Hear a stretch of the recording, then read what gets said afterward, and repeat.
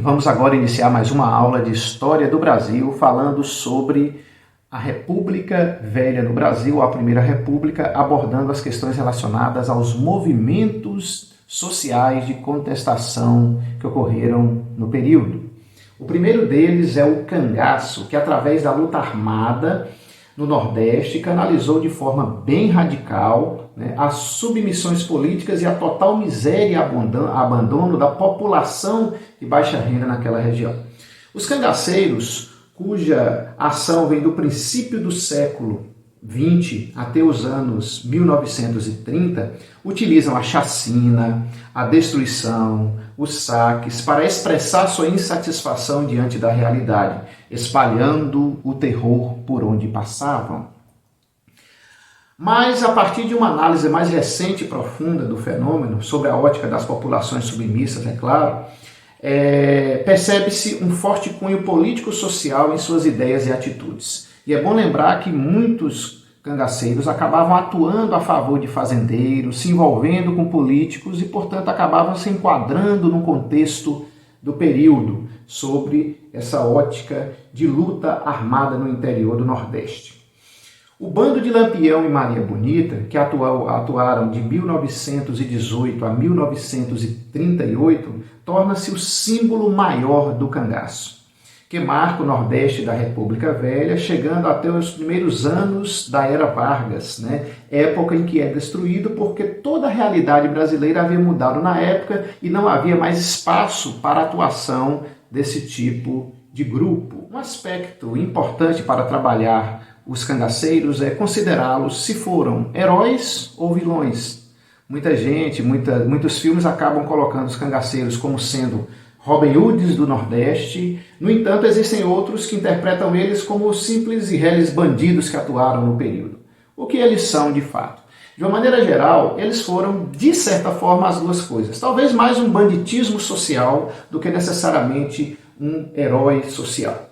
Por quê? Porque apesar deles atuarem com certa justiça, de trabalharem numa forma de moral, de tentarem conduzir as coisas, tentando, digamos assim, serem mais justos com as pessoas com as quais eles trabalhavam, muitos estavam relacionados a donos de fazenda, muitos deles estavam ligados a políticos do litoral. Isso tudo também caracteriza, digamos assim, um aspecto do cangaço que nem sempre é visto. Então, eles também atuavam, como nós já falamos, a chacina, eles matavam, estupravam, então isso tudo também causava muito terror, porque, de uma maneira geral, os cangaceiros, eles tentavam ser honestos e mais coerentes com aquelas pessoas que davam apoio para eles de alguma maneira e buscavam agir com muita violência em relação àqueles que não os apoiavam, e nesse sentido eles matavam, trucidavam de uma forma bastante triste para a época e para hoje também.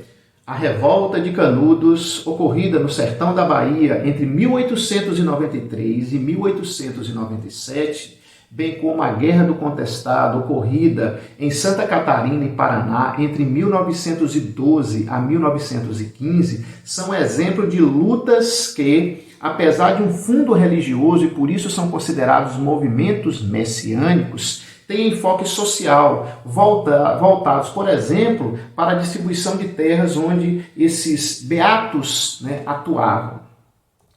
O movimento de Canudos, sob a liderança do beato Antônio Conselheiro, e é bom lembrar que beato geralmente era aquela pessoa viúva, o homem solteiro, que dava uma de padre, de religioso e saía vagando pelo interior, pregando a palavra de Deus em si, mostra a insatisfação da população do sertão da Bahia, que via no discurso de Antônio Conselheiro uma forma de consolar todos aqueles problemas que eles tinham, a pobreza, a fome, a miséria pela qual eles passavam.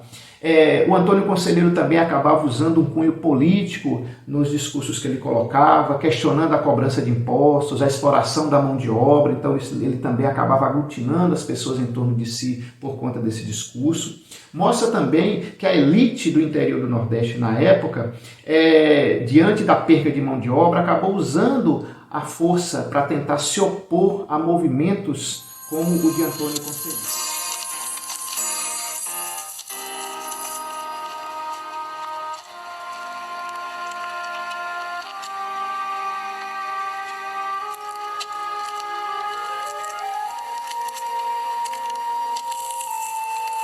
irmão.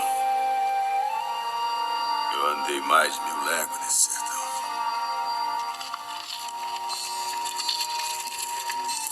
Mas agora o tempo das andanças acabou. Aqui, nessa terra de Deus, eu fundo nosso Império do Belo Monte. Quem quiser ficar, fique. Mas trate de trabalhar, orar e viver no devido respeito. Mas, Tom Tenência, a perseguição virá no rumo dos passos meus.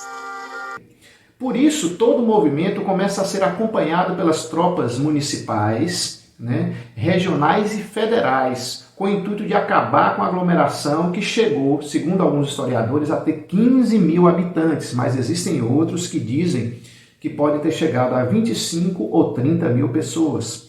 Ao fim de 4 expedições militares, Canudos foi completamente varrida do mapa. Inclusive, há um filme muito bom que retrata esse aspecto sobre a Guerra de Canudos. O fato é que, inicialmente, as pessoas que comandavam a política da região subestimavam quem estava no Arraial de Canudos, achando que era um monte de bando de pessoas pobres, miseráveis, que seriam facilmente derrotadas. E o fato é que 3 expedições iniciais, eles perderam, o governo não conseguiu mandar.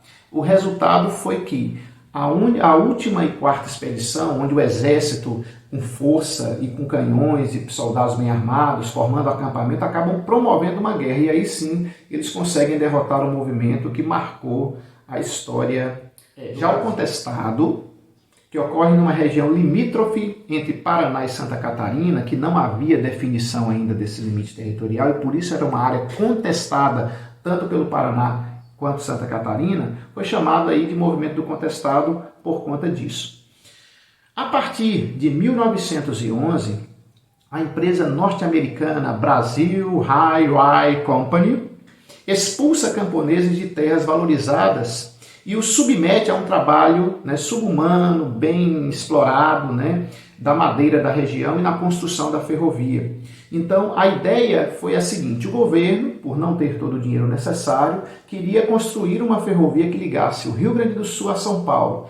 E para fazer isso, ele cedeu a essa empresa dita a licitação para que construísse a ferrovia. O governo entrou com a parte do dinheiro e, para estimular a empresa, deu 30 quilômetros de um lado e do outro da ferrovia, de graça para essa empresa, para explorar a madeira, as terras que existiam lá. No entanto, haviam pessoas morando nessa região, que muitas nem tinham documento, ou se tinham, o governo desconsiderou, e fez com que a empresa, ao ocupar o território, simplesmente falasse: a terra é minha, o governo me deu, então saia daí. Então, isso tudo fez com que essas pessoas que foram expulsas de suas terras se revoltassem. E foram liderados por pessoas que tinham também um fundo messiânico, que lembra muito o Antônio Conselheiro. O mais importante deles foi José Maria, que organizou um movimento de resistência rural, no qual essas pessoas se armavam, lutavam contra quem construía as ferrovias. O governo, percebendo isso, manda tropas para defender a construção da ferrovia, que acabou sendo concluída com o passar do tempo. Isso tudo gera uma tensão muito forte na região. A morte de José Maria e a crença de que ele iria ressuscitar dão ao movimento essa dimensão religiosa messiânica. Porém, em 1915, tropas estaduais e federais, como fizeram com Canudos, liquidam com os rebeldes e eles vão ter que engolir as coisas assim mesmo.